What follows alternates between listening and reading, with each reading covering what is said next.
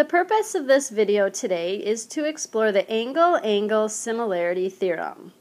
The angle-angle similarity tells us that if two pairs of corresponding angles have equal measure, then the triangles are similar to each other. So remember, these little symbols here tell us that those two angles are equal to each other, and then the double tick mark tells us that those two angles are equal to each other. So if two of those angles that correspond are equal to each other, then we know that we've got a pair of similar triangles. And then that information can help us to find other missing pieces in a problem. Alright, let's take a look at example number 1. This example says, find the length of x.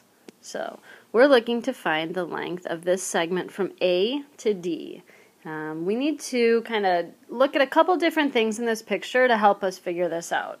Okay, the first thing that I know is that line M here is parallel to side BC, and I know that because of these little symbols here. So we know those two are parallel.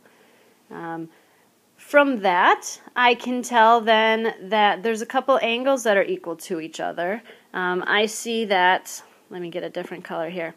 I see that angle B is equal to angle 1, and I know that because those are corresponding angles.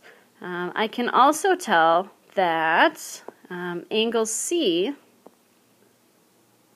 right here, is going to be equal to angle 2. Again, those are corresponding angles.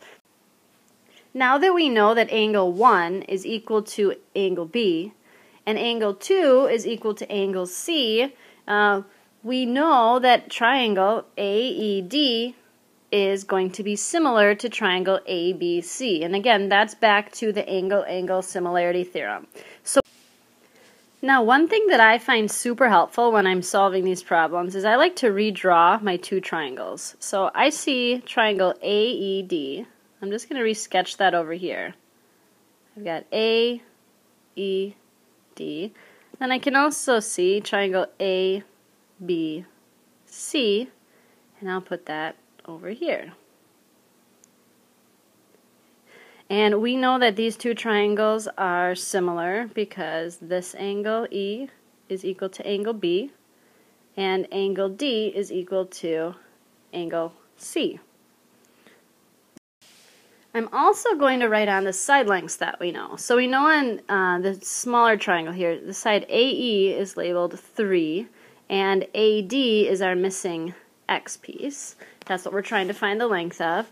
And then on our larger triangle, we kind of have to look at the big picture here. This side over here, the AB side, is actually made up of 5 and 3. So I'm going to just label that 8 on my larger triangle. And then on side AC, I see that's made up of this piece, which is X, and this lower piece, which is 8. So really, the side length AC is equal to X plus 8. I'm going to rewrite that for you here so it's a little easier to see.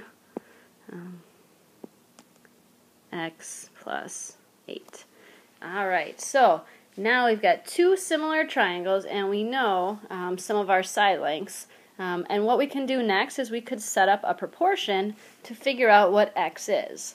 So let's take, I'm going to use a different color here.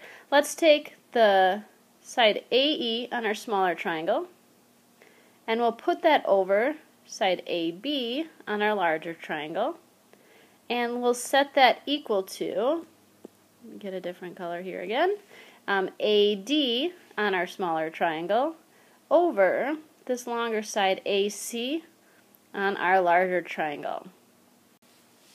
And now we can use cross multiplication to solve for X.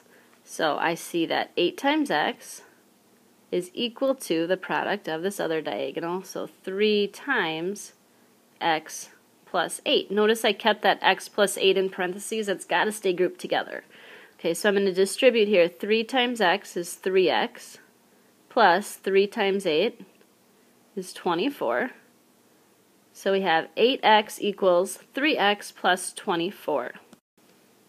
Alright, then we take away 3x from both sides, and we have 5x equals 24. And when I go and divide both sides by x, I find out that x is equal to 4.8. And there you have it. We have used the angle-angle similarity theorem to find the missing side length x. Let's take a look at example number 2, in which we're trying to find both x, this length right here, and y, this top length. You might not see right away how we can do this, but let's look a little closer at the details in the picture.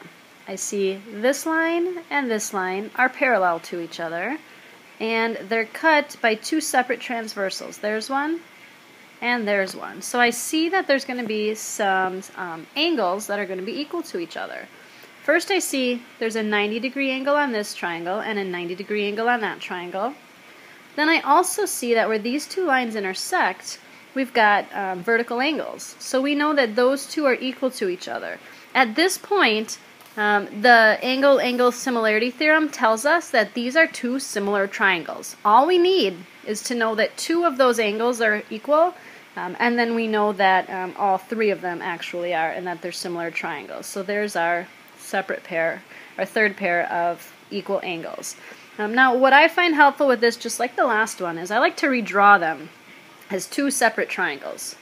So I'm going to take this little triangle on top and I'm going to kind of reorient it so that my right angle is at the bottom left, just like my other one is. Okay, and I'm going to mark my right angle there. Now I see this side here is y, so that corresponds to the bottom of my triangle here. I'm going to label that y. And then this side going up from my 90 degrees is 5, so that would be this side right here. Better label that 5. And then I see the hypotenuse, or the side across from my right angle, is going to be 7, so I'll label that on my smaller triangle. And then I've got this larger one, which I can just redraw sort of next to it like this, just as it is. And I see the base is 15, my height is 12.5, and my hypotenuse is x. And now we're simply looking at 2 similar triangles, and you guys have been solving these for quite a while now. So we can just set up proportions and figure out the lengths of x and y. So let's start with 2 sides we know. Let's do 5 over 12.5. And set that equal to, let me get another color here for you. Let's do 7 over x.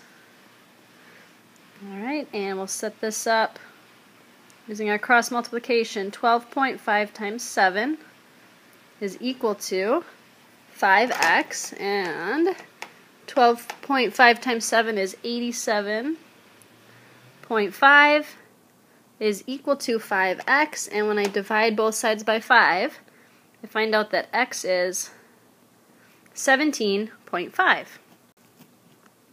And now we can solve for y by setting up another proportion. So I'm going to take the 2 sides we know again that were given, 5 over 12.5, and we'll set that equal to y over 15. And we'll cross multiply to solve for y. 5 times 15 is equal to 12.5 times y. And 5 times 15 is 75, equals 12.5y. And then if I take 75 divided by 12.5, I get 6 for y. So I solve for y, I solve for x, and we're all done.